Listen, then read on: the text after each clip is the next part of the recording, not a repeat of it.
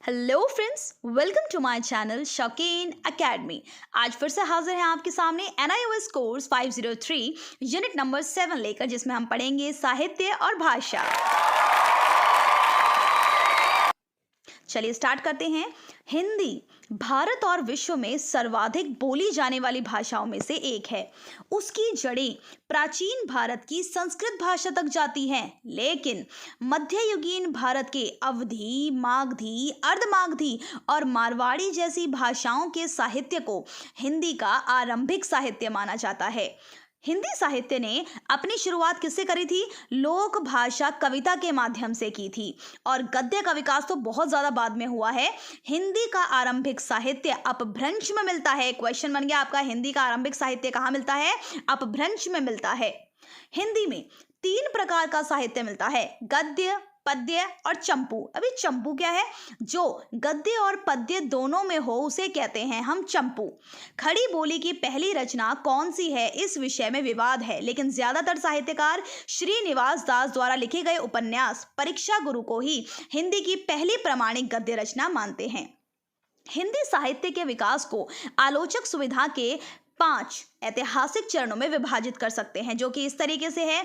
आदिकाल 1400 ईस्वी पूर्व, भक्ति काल 1375 से 1700, रीति काल 1700 से 1900, आधुनिक काल 1850 ईस्वी के पश्चात और नवयोत्तर काल 1980 ईस्वी के पश्चात। यानी कि हिंदी साहित्य के विकास को अगर हम देखें तो 5 ऐतिहासिक चरणों में विभाजित है। आदिकाल, भक्ति काल, रीति काल, आधुनिक काल और नवयोत्तर काल। अच्छे से याद कर लीजिए फ्रेंड्स, आपके exam of point of view से बहुत इंपॉर्टेंट है।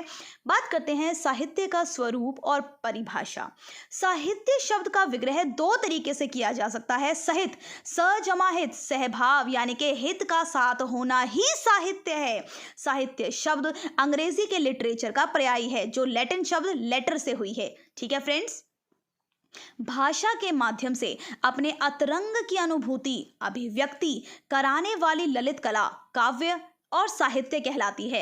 ये जो ललित कला है वो अंग्रेजी के फाइन आर्ट से निकला है। फाइन आर्ट उस कला के लिए प्रयुक्त होता है जिसका आधार ही सौंदर्य हो, सुकुमारता है। जैसे फॉर एग्जांपल चित्रकला, नृत्य, शिल्पकला, वास्तुकला, संगीत, ये सब किसके अंदर आते हैं? हमारे फाइन आर्ट्स के अंदर आते हैं। किंतु आधुनिक धारणाओं के साथ ललित कला में अपेक्षित सौंदर्य भाव, रमणीयता का भाव धीरे धीरे कहीं लुप्त होता जा रहा है। अतः हर ललित कला सौंदर्य की निर्मित करने वाली हो, यह संभव नहीं है। यथार्थ के अंकन के साथ सौंदर्य इस शब्द का बदलता रूप हम देख ही रहे हैं। साहित्य की व्युत्पत्ति को ध्यान में रखकर इस शब्द के अनेक अर्थ जो हैं प्रस्तुत किए गए हैं। यत प्रत्यय के योग से साहित्य शब्द की निर्मिति हुई। शब्द और अर्थ का सहभाव ही साहित्य है, यानी जो यत प्रत्यय है उसी के योग से साहित्य शब्द निकला है, और शब्द और अर्थ का सहभाव ही क्या है फ्रेंड्स? साहित्य है। साहित्य शब्द का प्रयोग 7वीं 8वीं शताब्दी से मिलता है। इससे पहले साहित्य शब्द के लिए काव्य शब्द का यूज होता था। भाषा विज्ञान का यह नियम है कि जब एक ही अर्थ में 2 शब्दों का प्रयोग होता है तो उनमें से एक अर्थ कहीं ना कहीं संकुचित या परिवर्तित होता है। संस्कृत में जब एक ही अर्थ में साहित्य और काव्य शब्द का प्रयोग होने लगा तो धीरे धीरे काव्य शब्द का अर्थ संकुचित होने लगा। आज काव्य का अर्थ केवल कविता है और साहित्य शब्द को व्यापक अर्थ में लिया जाता है। साहित्य का तात्पर्य है कविता, कहानी, उपन्यास, नाटक, आत्मकथा और गद्य पद्य की सभी विधाओं से है। साहित्य के उद्देश्य को आधार पर हम 3 भागों में बांट सकते हैं: सूचनात्मक साहित्य, विवेचनात्मक साहित्य और रचनात्मक साहित्य। तो कितने भागों में बांट सकते हैं हम इसको? 3 भागों में। साहित्य को उद्देश्य के आधार पर हम 3 भागों में बांट सकते हैं। चलिए इनको डिस्कस करते हैं। सूचनात्मक साहित्य, इसके अंदर क्या आता है फ्रेंड्स? इसके अंतर्गत आने वाली रचनाओं से नई नई बातों की जानकारी मिलती है। जैसे फॉर एग्जाम्पल विश्वकोश, शब्दकोश, संदर्भ ग्रंथ आदि, यानी जो हमारी डिक्शनरीज वगैरह हैं वो सारी इसके अंदर आती हैं। विवेचनात्मक साहित्य। इस प्रकार की रचनाओं को पढ़कर हमारे अंदर और अधिक जानने की इच्छा पैदा होती है, क्योंकि इनमें से किसी विषय पर तार्किक ढंग से और कार्य कारण संबंधता को दर्शाते हुए चीजों को स्पष्ट किया जाता है। जैसे फॉर एग्जांपल दर्शन, विज्ञान, गणित की पुस्तकें। तो समझ में आ गया आपको सूचनात्मक और विवेचनात्मक। तीसरे की बात करते हैं रचनात्मक साहित्य की। इसके अंतर्गत आने वाली रचनाओं का लेखक हमारी जानी हुई बातों को इस तरह से कहता है कि हमारे अंदर पढ़ने की ललक उत्पन्न हो जाती है। इस प्रकार की रचनाओं को पढ़कर ऐसा लगता है कि कहीं गई बातें जो हैं वो हमारी अपनी हो, पात्र के सुख दुख हमारे अपने सुख दुख लगने लग जाते हैं। इस प्रकार के साहित्य का मुख्य उद्देश्य व्यक्ति में मानवीय गुणों का विकास करना है और उसमें सौजनात्मक क्षमता विकसित करना है। रचनात्मक साहित्य को ही हम सौजनात्मक साहित्य भी कहते हैं फ्रेंड्स। अब बात करते हैं बाल साहित्य की। बाल साहित्य के कई उदाहरणों में केंद्रीय पात्र या हीरो एक बच्चा ही होता है, लेकिन यह एकमात्र शर्त नहीं है। वे उदाहरण जहां पर नायक या हीरो बच्चा होता है वहां पर विचार जो है ना थोड़े जटिल हो जाते हैं। जैसे प्रेमचंद की ईदगाह, जयशंकर प्रसाद का छोटा जादूगर, जैनेन्द्र की खेल आदि कहानियों में व्यक्त विचार बच्चों के लिए थोड़े से जटिल हैं। बाल साहित्य भाषा और विचार की दृष्टि से सरल होना चाहिए ताकि बच्चे उसको आसानी से समझ सकें। ठीक है फ्रेंड्स। साहित्य की विधाएं। कक्ष में साहित्य की विभिन्न विधाओं जैसे कविता, कहानी, नाटक, एकांकी, जीवनी, संस्मरण, उपन्यास, निबंध, रेखाचित्र आदि का इस्तेमाल पाठ्य सामग्री के रूप में विभिन्न कौशलों के लिए किया जा सकता है। आपको इन सबके बारे में पता होगा कि कविता क्या है, कहानी क्या है, नाटक क्या है, जीवनी क्या है, संस्मरण क्या है, लेकिन एकांकी में थोड़ा सा आपको डाउट होगा कि एकांकी होता क्या है। तो मैं आपको बता देती हूँ। एकांकी में एक घटना होती है और वह नाटकीय कौशल से चरम सीमा तक पहुंचती है। इसमें संपूर्ण कार्य एक ही स्थान और समय में होता है।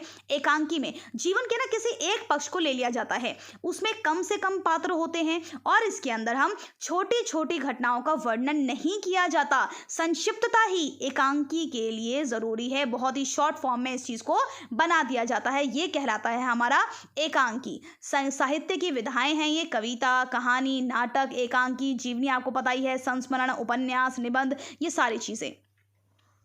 बात करते हैं अब विधा के आधार पर। साहित्य के मुख्यतः 3 वर्ग होते हैं। किसके आधार पर?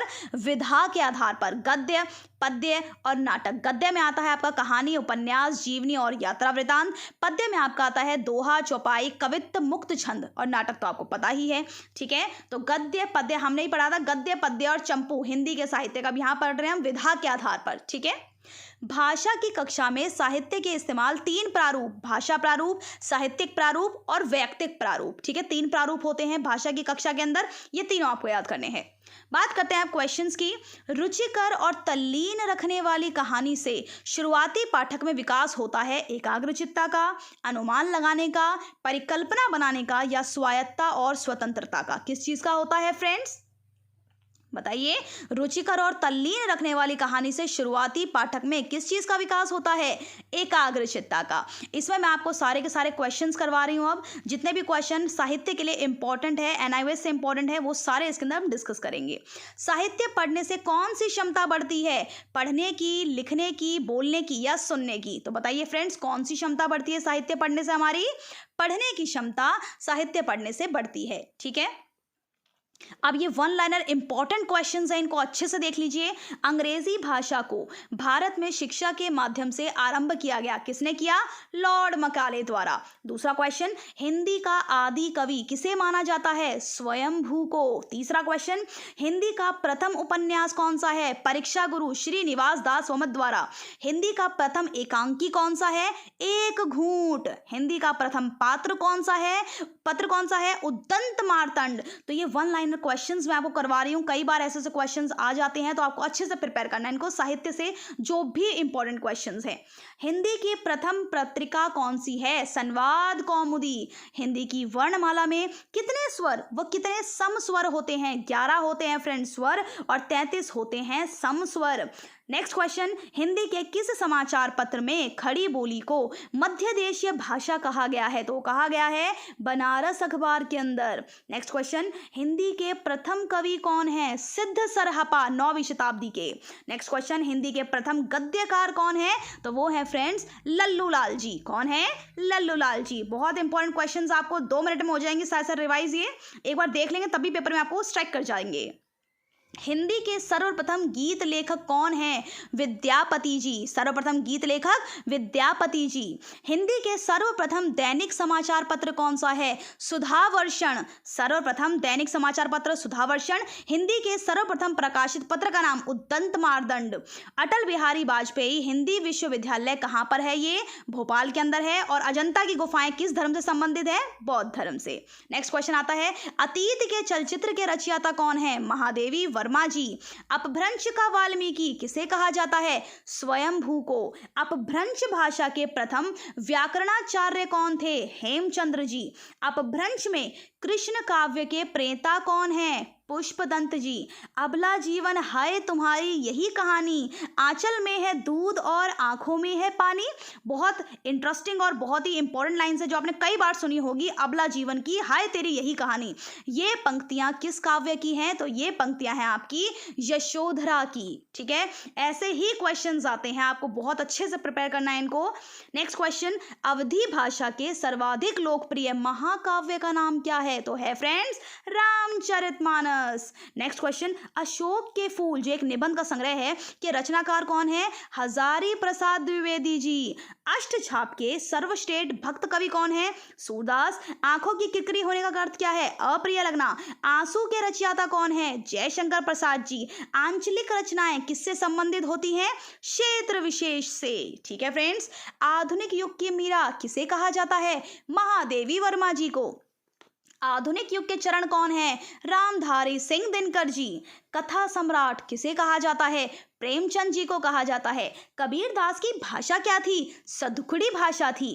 कलम का सिपाही किसे कहा जाता है? मुंशी प्रेमचंद जी को कहा जाता है। और ये जो कलम की सिपाही है वो क्या थी? ये एक जीवनी थी जो कि मुंशी प्रेमचंद जी ने लिखी थी। फ्रेंड्स, आज इस वीडियो में इतना ही। आपने अगर मेरी वीडियो को सब्सक्राइब नहीं किया है तो उसको सब्सक्राइब कर लीजिए, लाइक कर दीजिए और शेयर कर दीजिए। मैं इसी तरीके से आपके लिए NIOS की समरी अच्छे से डिस्क्राइब करती रहूंगी। Thank you so much.